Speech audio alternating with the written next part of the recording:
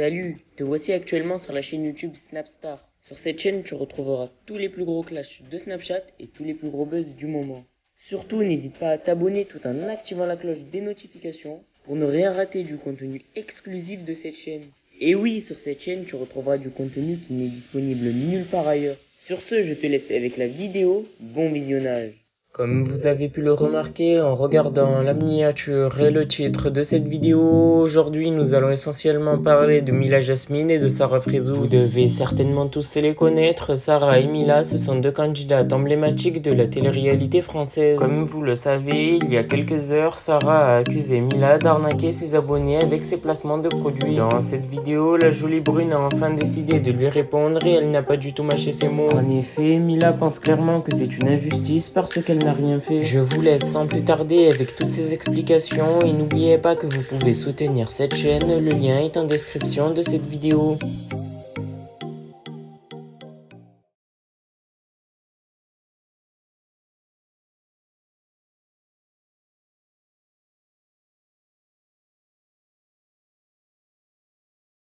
Alors mes petits chats, je voulais juste vous expliquer un petit peu pourquoi j'avais fait ce post il y a quelques heures. Moi, c'est vrai que j'ai jamais été dans une sauce ou accusée ou même mêlée à des trucs comme ça, et Dieu merci. Mais j'avais besoin de clarifier juste certaines choses avec vous parce que moi, il m'est déjà arrivé, par exemple, des mésaventures avec des marques où j'étais complètement dégoûtée. Alors sachez que je vais juste vous donner vraiment mon point de vue. Je suis pas du tout en train de me justifier puisqu'encore une fois, comme je vous ai dit, on m'accuse de rien du tout. Et si vous voulez mon avis sur la question, même si tout le monde s'en fout, moi je pense qu'il y a certaines personnes qui ont été assimilées à d'autres et qui sont entre guillemets le dommage collatéral, et d'autres qui effectivement ne sont pas tout blancs, mais de toute façon ces gens-là ne prendront jamais la parole. Et comme on dit, il n'y a pas de fumée sans feu. Maintenant, j'aimerais juste qu'on soit honnête. Que ce soit des gens qui me suivent, qui m'aiment ou qui m'aiment pas, mais qui regardent cette vidéo. Si demain, voilà, vous travaillez pas, vous n'avez pas de revenus ou vous avez très peu de revenus et que du jour au lendemain, on vous dit voilà, écoute, depuis chez toi, tu peux travailler, tu peux gagner de l'argent en testant des crèmes, en testant des shampoings, en postant des photos sur tes réseaux, tu vas gagner, je sais pas moi, 5, 10, 20, 30K. Vraiment, s'il vous plaît, il faut commencer par le tout début, le commencement. J'aimerais juste que vous soyez honnête, que vous m'aimez, que vous ne m'aimez pas. Demain, vous n'avez pas de rentrée d'argent, ou très peu. On vous propose ça. Qui va dire non? Vous êtes payé chez vous à tester un shampoing, à tester une crème, à tester un mascara. Dites-vous qu'il y a des sites internet qui existent où il y a des gens justement pour obtenir des produits gratuits qui s'inscrivent et qui reçoivent des produits à tester chez eux gratuitement. Sauf que là, vous êtes payé. On va pas se mentir, 95% des gens accepteraient. Maintenant, la manière dont vous allez dépenser votre argent, dont vous exposez votre argent sur les réseaux sociaux, qui peut susciter de la haine, de la jalousie envers ceux qui, par exemple, en gagnent pas ou en gagnent moins, ça, c'est encore un autre sujet. Mais venons, on en revient au fait. Donc demain, on vous propose d'être payé pour proposer des placements de produits sur vos réseaux sociaux, etc. Moi, admettons, demain, je vois Eva Longoria. Elle fait une pub pour L'Oréal, j'adore le shampoing, j'ai envie d'avoir les mêmes cheveux qu'Eva Longoria, je commande le shampoing. Sauf que le shampoing, je le reçois pas. C'est relou, ça me saoule. Mais je vais me plaindre à qui?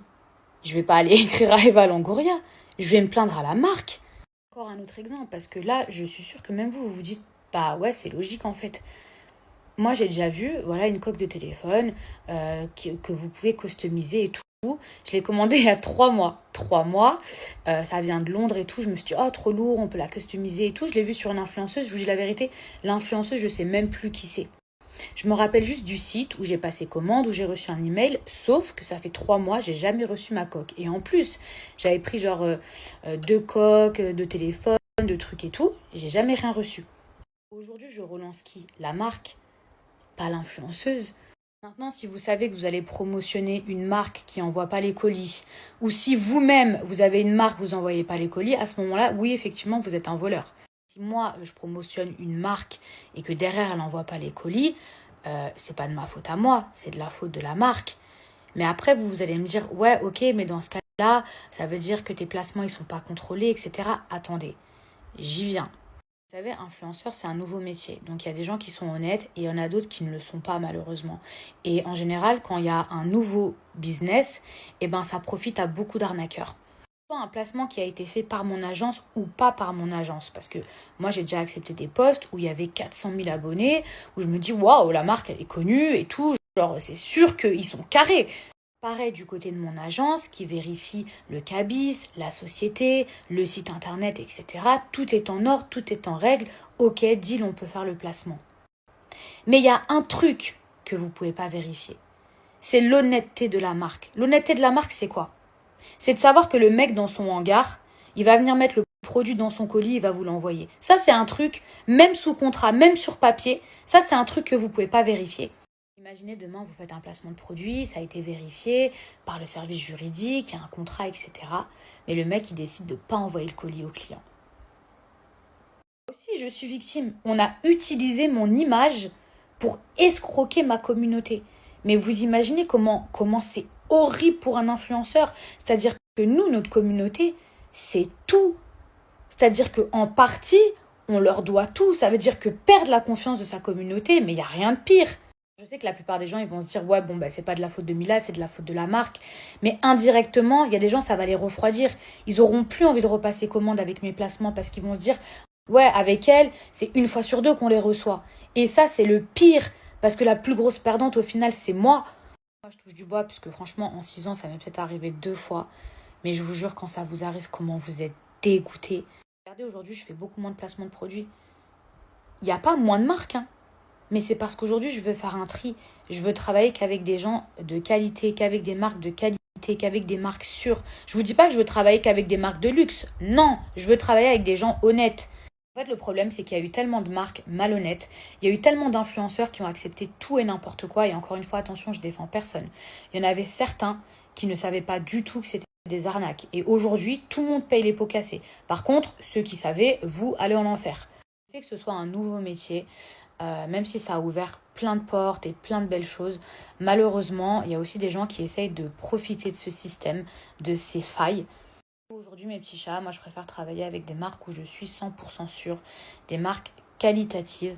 Alors certes, j'accepte moins de placements, donc du coup, je gagne moins d'argent, mais au moins, je garde la confiance de ma communauté et ça, je pense que c'est le plus important.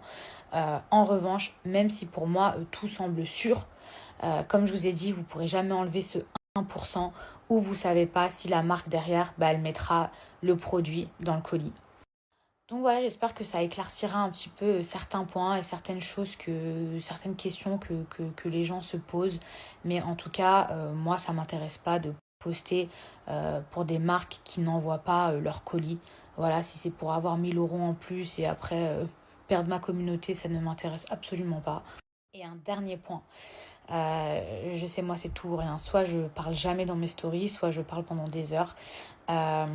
Concernant les produits AliExpress, à chaque fois, je vois des gens qui n'arrêtent pas de comparer certains produits, certaines marques d'influenceurs en disant « Oui, mais c'est du AliExpress ». Mais si vous trouvez le même produit sur AliExpress moins cher, mais commandez-le. Je comprends pas. Je comprends pas cette haine. Demain, je vois une influenceuse, je sais pas moi, elle poste pour des AirPods ou AirPads, je sais pas comment on dit, à 40 € et je vois les mêmes sur AliExpress à 1 €. Je suis pas une pigeonne, je les commande sur AliExpress. Sauf que après, faut pas vous plaindre si ça met 3 mois à arriver ou si ça n'arrive jamais. Ou si vous payez des frais de douane et au final ça revient à 45 € et vous aurez mieux fait de commander sur celui de l'influenceuse. Parce qu'à entendre certaines personnes, sur AliExpress, tout est moins cher. Mais les gars, il y a un truc que vous oubliez dans votre équation. C'est que créer une marque, créer un site internet, ça coûte de l'argent. Ramener un stock de Chine, déjà, pour que eux ils payent moins cher le produit, faut qu'ils l'aient acheté en énorme quantité pour que le fournisseur accepte de leur faire un prix. Vous voyez ce que je veux dire? Par exemple, eux, ils vont le payer, je sais pas moi, 5 € et ils vont le revendre 40 €. Mais pour l'avoir payé 5 €, ils en ont peut-être acheté 5 000. Est-ce que vous, pour l'avoir à 5 €, vous êtes capable d'en payer 5 000? Alors bien sûr qu'il y a certaines marques qui abusent et qui vendent le produit 8 fois plus cher. Mais dans ce cas-là, si vous pouvez l'avoir moins cher, commandez-le sur AliExpress. Mais mettez-vous bien en tête qu'il y a la marque à payer, qu'il y a le site internet à payer, qu'il y a le stock à ramener, qu'il y a des frais de douane, qu'il y a un packaging. Et puis à un moment donné, le mec est parti chercher ses AirPods là chez AliExpress.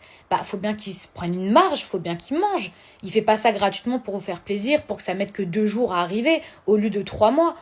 Tout ça pour conclure que si vous trouvez un produit proposé par X personnes 3 fois moins cher ailleurs, dans ce cas-là, personne ne vous oblige à commander beaucoup plus cher. Commandez-le moins cher et voyez si ça arrive ou pas. Et si ça arrive, tant mieux. Voilà, sur ces belles paroles, je vous laisse. Merci à toi d'avoir visionné cette vidéo et surtout